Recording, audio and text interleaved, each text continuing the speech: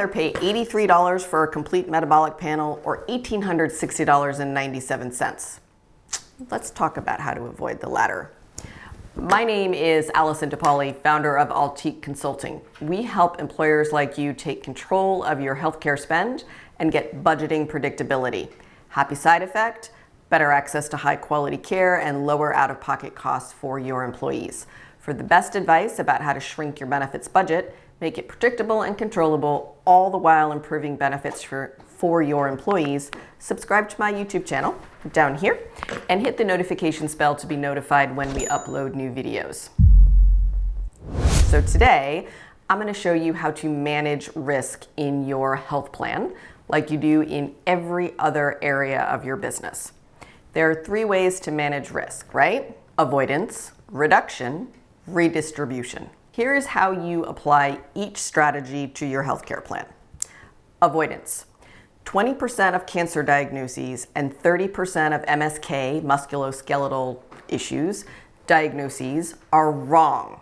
So the easiest way to control that is to make sure that the right patient has the right diagnosis at the right time and is treated at the right place.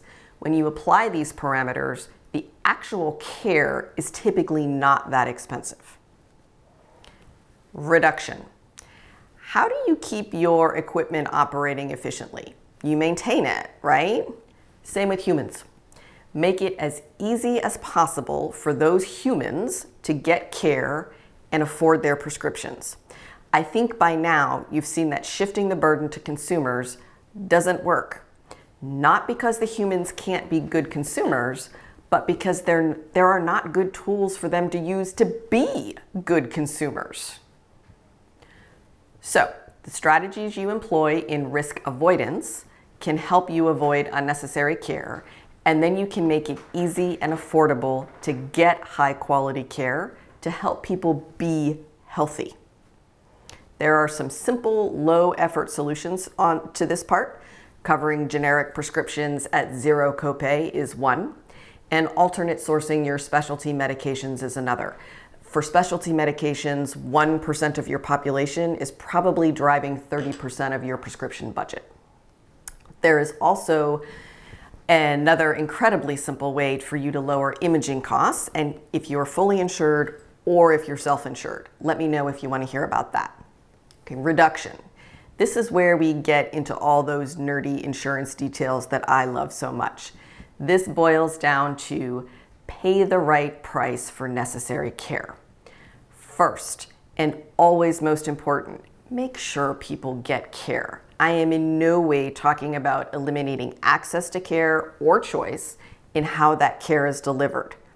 However, you can control what you pay for it. Ideally, you are paying a known and fair cost that has been negotiated ahead of time. That ahead of time can be 5 minutes. Don't recommend it too often. This type of care falls under many labels, some of which have a good reputation and some of which do not.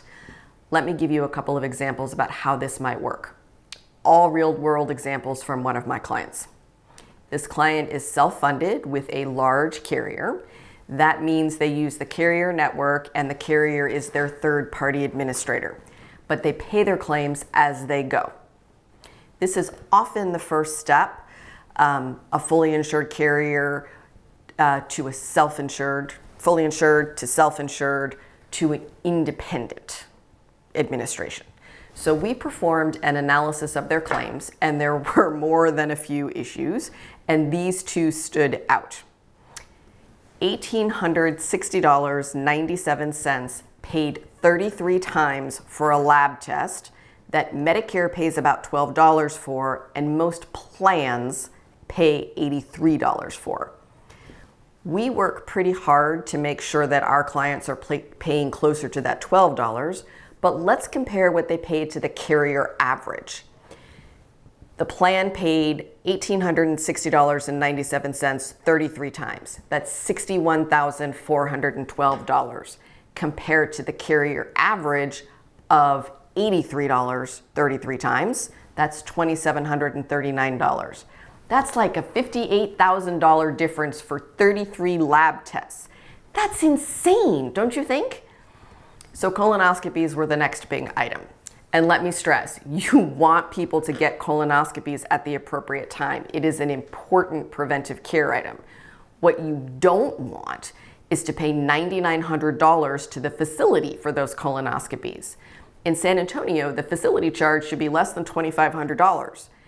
However, because no payment metric can be set in a carrier-administrated self-funded plan, this employer paid a range of about $1,200 to $9,900 for this facility. Most were under $5,000, but $9,900? Crazy. But you know what's crazier than that? The total overspend in colonoscopies.